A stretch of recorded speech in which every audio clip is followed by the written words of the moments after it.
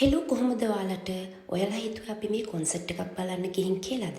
ඇත්තටම නෑ. අපි මේ ඉරිදා දවසේ එකතු වෙලා ඉන්නේ ස්වභාවික ව්‍යසන වලින් අපේ ලාංකික සහෝදර සහෝදරියන් වෙනුවෙන් යම්කිසි දෙයක් කරන්නට. ඉතින් ඔයාලට පේනවා ඇති මේ මෙල්බර්න් වල ජනතාව විසින් හැමෝම තමන්ට පුළුවන් විදිහට ගෙනල්ලා දීපු බඩු බාහිර ආදිය. ඉතින් අද තමයි අපි පැක් කරන දවස. ඉතින් මට පුළුවන් විදිහට දෙයක් ගත්තා. ඉතින් මෙතන හැමෝම එකතු වෙලා අපිට තියෙන එකම නිවාඩු දවසත් ඇත්තටම මෙල්බර්න් වල ඉන්න හැමෝම ගොඩක් වෙලාවට සතියේ දවස් 5ෙම වැඩ, ඒ වගේම සෙනසුරාදාත් වැඩ. ඉතින් උදේ රෑ දෙකේම වැඩ කරන අය ඉන්නවා. ඉතින් සමහර විට මේ තියෙන එකම නිවාඩු දවස වෙන්න පුළුවන්. ඇත්තටම මගේ නම් එකම නිවාඩු දවස.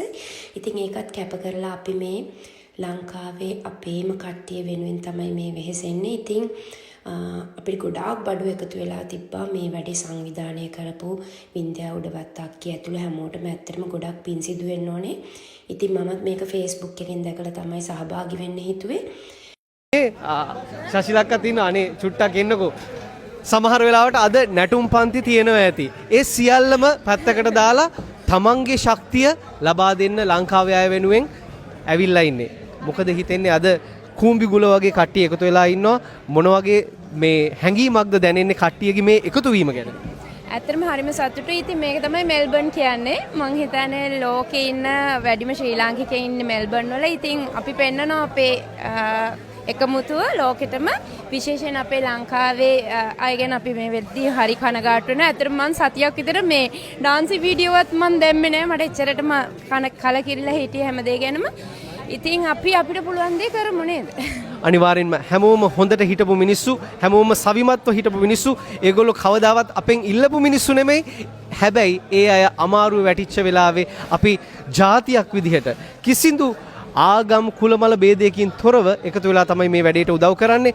ස්තුතියි අද දවසේදී ඇවිල්ලා මේ ලබා දෙන සහයෝගයට, ශ්‍රමදායකත්වයට. Thank you.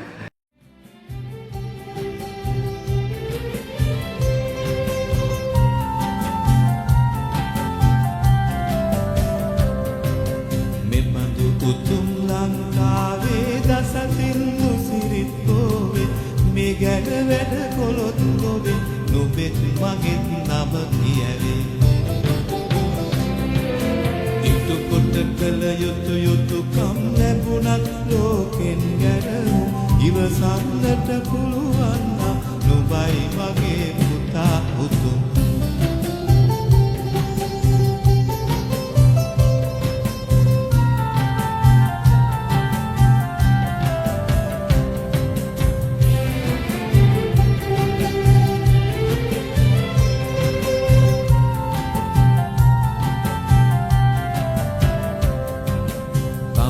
ලැබුදිවි පෙවෙතේ කොටසක් රට සමය වෙතේ පුද නොකොලොත් උඹෙන් පුදේ මෙලොවට කිසි පලක් නැතේ